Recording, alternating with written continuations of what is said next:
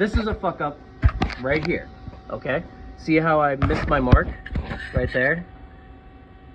And we don't want to do that, okay? If you keep going down with that, it'll feel like you pinched it like you should have, but you will create a new pock mark, all right? We don't want to do that, so I'm gonna lift the ram up, and this is the technique that I use. I'm gonna turn the plate around so you see it from the same angle, okay? I use my finger and lift up into the pock mark when I'm close, all right? I keep my finger out of the way. Here, look. I see that you're not looking at it. I keep my finger out of the way while contacting that pock mark, and then I bring it down the rest of the way. Oh shit. Isn't this fun? There we go.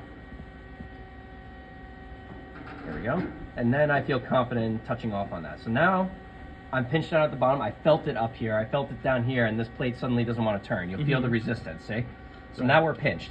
You can still pivot, which is good, because we're gonna need that for the next step. So you can't have it too tight, but you want it to have no lift or any wiggle jiggle when you index it on that punch mark, okay? Okay. So now I'm gonna take my extra screw here, like this is all storage. Take that off. It's this 1/4-20. All right. And you got 1, 2, 3, 4 1/4-20 holes that somebody tapped in here a while ago, and I just happened to be using with this guide. All right. So we're gonna touch off this guide. We're gonna put the screw in. All right. Leave this loose. We want this loose. All right. And what the action that's gonna happen here is that we're gonna press this together in this corner, right? And we're gonna twist to the right. All right, like so. And you want this fully seated so that way there's no movement here, here, here, here, here, when you're trying to turn it to the left, okay? Period. And we're gonna tighten this down. That indexes this plate automatically to the center using our reference plate. Now, what I'm gonna do next is, instead of using this guy, I'm gonna put this back immediately. We're gonna take one with the stupid plastic on it. All right, I'm gonna put that in its place, and we're gonna use either one of two techniques. Now, Jeff, you're familiar. I'm gonna scale this magnet here. They seem to be missing, but you can either put a magnet here, right, which you're familiar with, right? But if you're doing a lot of them, this is a better method. See these two circles right here? Right. We're gonna back these out. And then put them on here using the other two 1/4-20 screws that we talked about. 20 holes, excuse me. All right, so the way this one works, when we do it finger tight-ish, so that way you can still move around, is we're gonna press up against that very gently. It doesn't, you're not trying to squeeze it this time like this one. You're just trying to get it a light touch. And when you tighten the screw on this one, it wants to tighten it. See how it turns to the right when I do that? So just a little bit, not so it moves. That's bad. There we go.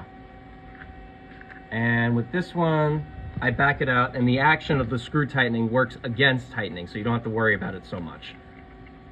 Like so. It'd be ideal if we had like a whole grid of these 1/4-20 holes, but we don't. And now this is set up for punching almost. The next thing that you have to screw around with, and I think I misplaced it by mixing it in with these spacers, because the 3/4, it actually happens to be exactly the same as the one you shove in there, right? Is we need to have this stripper. This rubber should be polyurethane, but they use some kind of rubber. This stripper is what knocks the plate off when it's trying to retract out. All right, so that needs to be correctly spaced. Okay. Now, I'm gonna lift the ram all the way up, and I'm gonna take it back out to demonstrate the effect, that the relationship, I should say. Hey, look. See, this is the problem. You remember before I said this is, we can't take that out now when we did the bottom die. That's part of the complication of this. All right, so kind of tough luck. But I will grab an example off the shelf. Okay. This is actually perfect. This is the 1-inch die. So instead of like going to a shoulder here, this spacer interacts with the top on the 1-inch die. But it allows me to actually show you that this relationship here can be